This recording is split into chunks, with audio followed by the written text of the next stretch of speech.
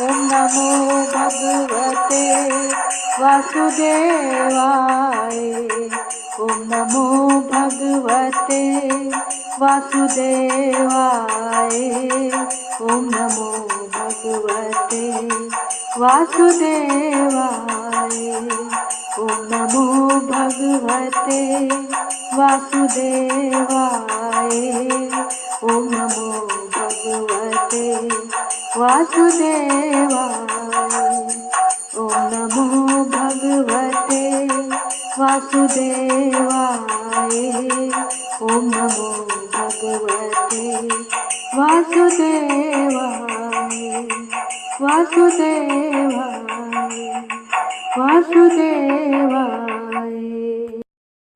ओम जय जगदीश हरे स्वामी जय जगदीश हरे।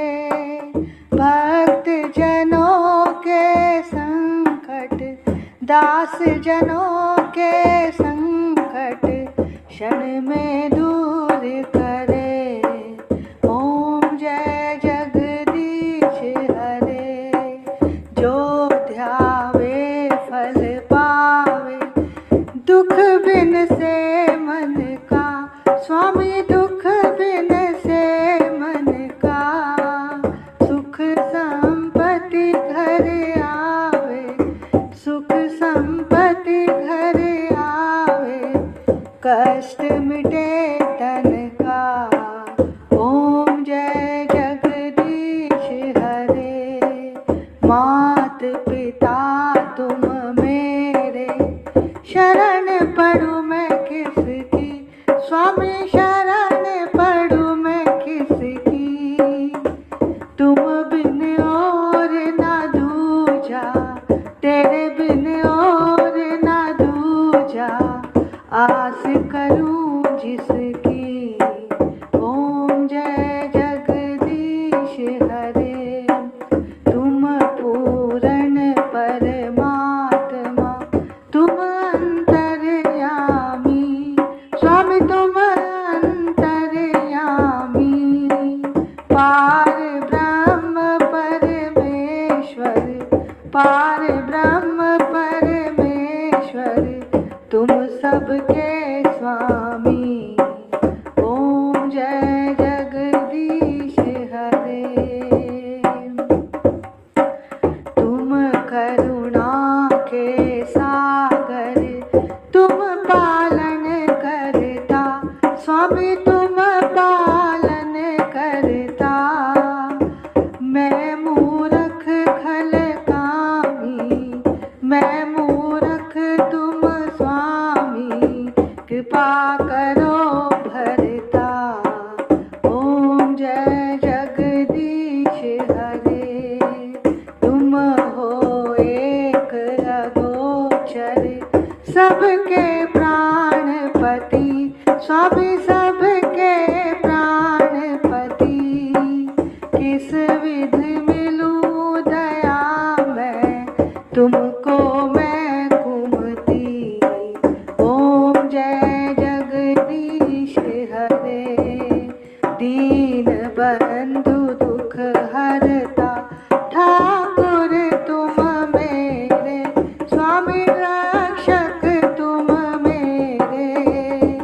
करुणा हस्त बढ़ाओ अपनी शरण लगाओ द्वार पड़ा तेरे। ओम जय जगदीश हरे।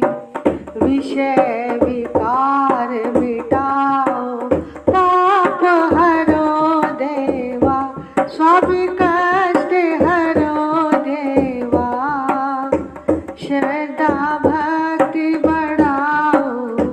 श्रद्धा भक्ति बढ़ाओ संतन की सेवा। ओम जय जगदीश हरे। श्याम सुंदर जी की आरती जो कोई नर गावे। स्वामी जो कोई नर गावे। कहत शिवानंद स्वामी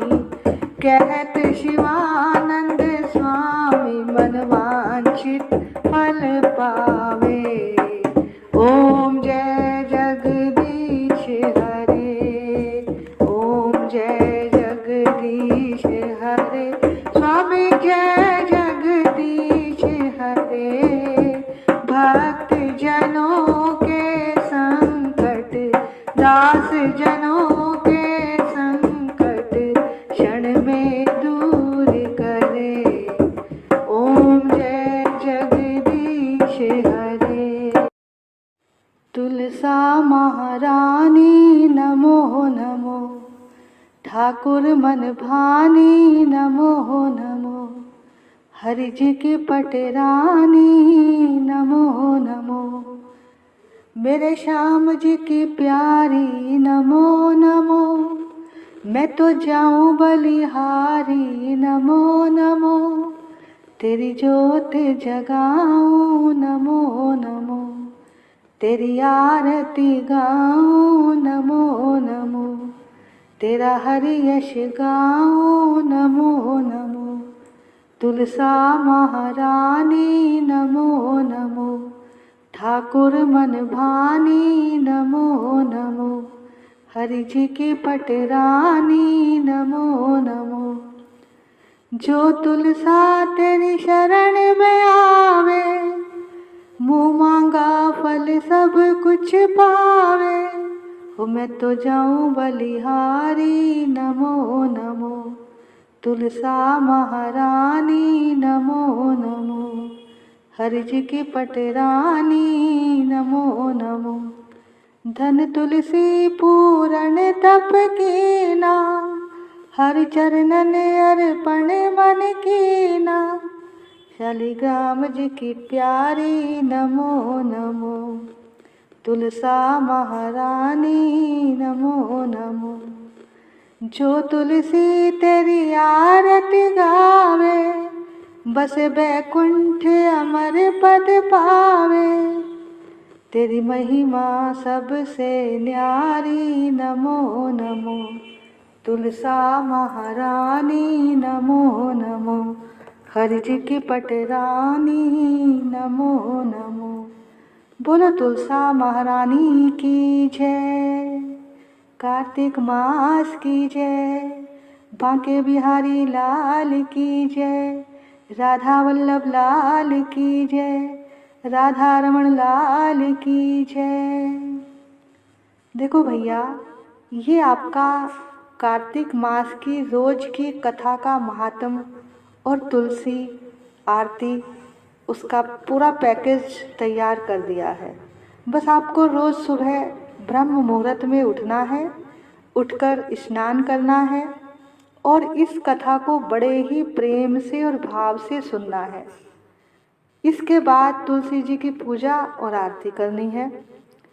और जैसा कि यहाँ कथा के बाद सब कुछ दे रखा है आपकी सुविधा के लिए, और बस आपने करना क्या है, आपका क्या व्रत और नियम है, आप बस प्रेम से इस कथा को सुनना, बैठकर आराम से सुबह ब्रह्म मुहूर्त में, और उसके बाद अपनी आरती की थाली सजाकर बैठना। और जब इसमें आरती बोली जाए तो आप भी पहले ठाकुर जी की आरती करना और उसके बाद तुलसी जी की पूजा और आरती करना। इससे आपकी सारी पूजा पूर्ण हो जाएगी। जय जय श्री राधे, जय जय श्री राधे, जय जय श्री राधे, निताई गौर हरि बोल। राधे राधे, राधे राधे, राधे राधे।